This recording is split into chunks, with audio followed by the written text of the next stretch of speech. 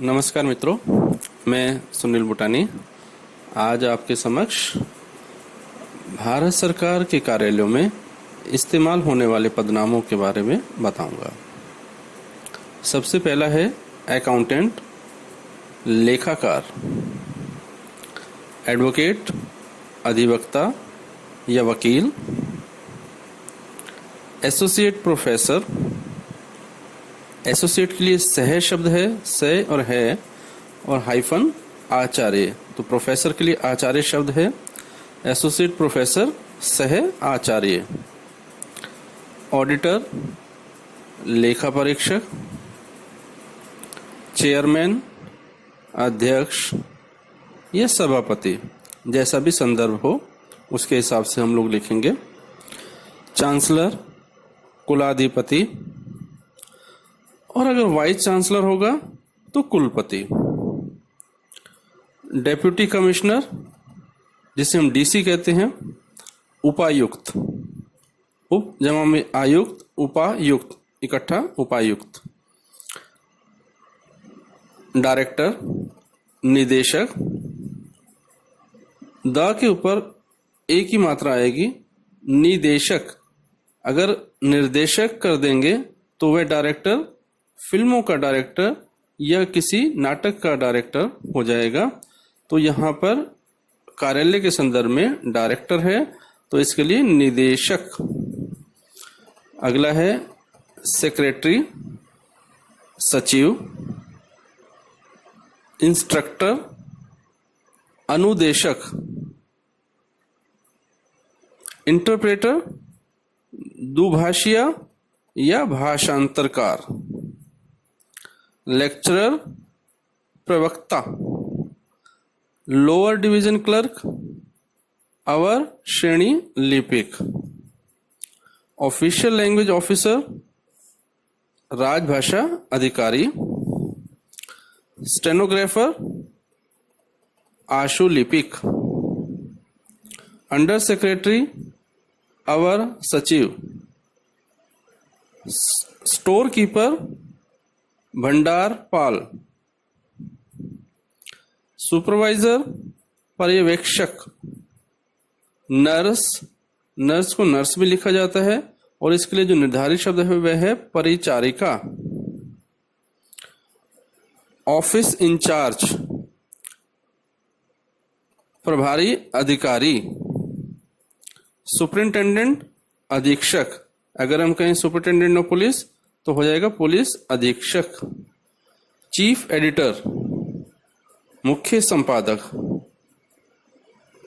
अगर managing editor हो तो प्रबंध संपादक, अगर सब एडिटर हो तो उप संपादक, असिस्टेंट एडिटर हो तो सहायक संपादक।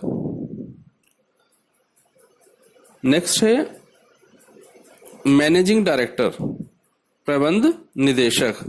एक पदनाम होता है चेयरमैन कम मैनेजिंग डायरेक्टर, जिसे इन शॉर्ट हम सीएमडी बोलते हैं। तो उसका होगा अध्यक्ष हाइफन सह सह हाइफन प्रबंध निदेशक, अध्यक्ष सह प्रबंध निदेशक सीएमडी। मेंबर ऑफ पार्लियामेंट, सांसद। मेयर, महापौर। डाटा एंट्री ऑपरेटर, आंकड़ा प्रविष्टि प्रचालक। सेक्शन ऑफिसर, अनुभाग अधिकारी। सेक्शन के लिए अनुभाग शब्द आता है, ऑफिसर कहीं भी आएगा तो उसके लिए अधिकारी शब्द आएगा। अकाउंट्स ऑफिसर, लेखा अधिकारी। प्रिंसिपल प्राइवेट सेक्रेटरी, प्रधान निजी सचिव।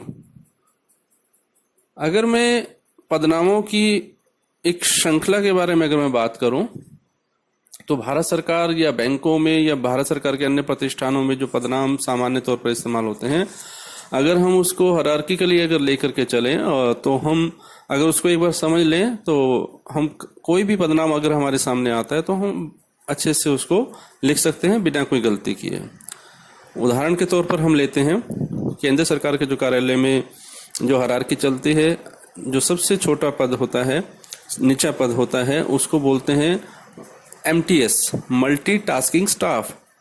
तो इसको लिखा जाता है हिंदी में बहु कार्य स्टाफ। उससे ऊपर अगर चले तो LDC, लोअर डिवीजन क्लर्क, अवर श्रेणी लिपिक। उससे ऊपर होता है अपर डिवीजन क्लर्क, UDC, प्रवर श्रेणी लिपिक। उससे ऊपर जाएं तो सहायक, असिस्टेंट सहायक। उससे ऊपर जाएं सेक्शन ऑफिसर, अनुभाग अधिकारी। उससे ऊपर जाएं अंडर सेक्रेटरी, अवर सचिव। उससे ऊपर जाएं डेप्यूटी सेक्रेटरी, उप सचिव। उससे ऊपर जाएं जॉइंट सेक्रेटरी, संयुक्त सचिव। उससे ऊपर जाएं एडिशनल सेक्रेटरी, अपर सचिव। उससे ऊपर जाएं सचिव यानी सेक्रेटरी, सचिव।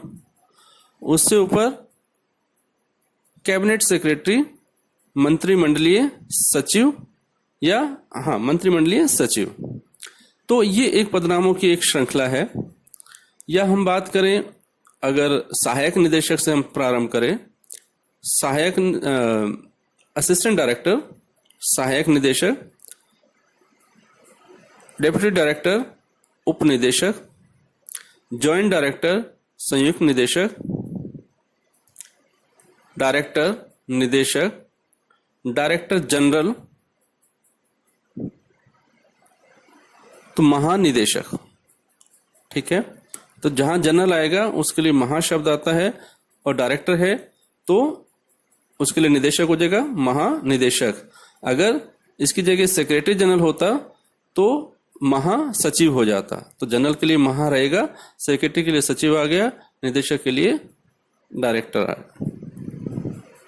ठीक है, एक ये श्रृंखला होती है। एक होती है असिस्टेंट मैनेजर, सहायक प्रबंधक, डेप्यूटी मैनेजर, उप प्रबंधक,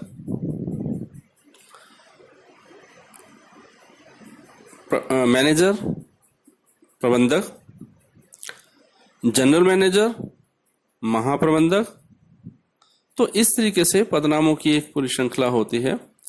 और डायरेक्टर से डायरेक्टरेट, निदेशक से निदेशालय।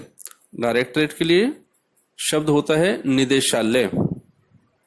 सचिव से सचिवालय, जैसे होता है सेक्रेटेरिएट, जैसे हम बोलते हैं सेक्रेटेरिएट, सचिवालय। तो ये जो वरिष्ठतम अधिकारी होते हैं उन्हीं के उसमें निदेशालय, सचिवालय, कुछ इस तरीके से कार्यालयों के जो बड़े कार्यालय उनका नामकरण भी उस तरीके से होता है। तो ये जो पदनाम है ये सामान्य तौर पर भारत सरकार के कार्यालयों में इस्तेमाल किए जाते हैं। वैसे तो बहुत से और पदनाम हैं जिनको हम जो शब्दावली में देख सकते हैं, लेकिन इस जो ऑडियो में मैं सिर्फ उन्हीं मुख्य पदनामों को जो लिया है जो कि सामान्य तौर पर आपको मालूम होने चाहिए। तो भविष्य में और भी जो पदनाम होंगे, जो और प्रचलित पदनाम होंगे, उनके बारे में भी हम बात करेंगे। तो अभी के लिए शुक्रिया, धन्यवाद।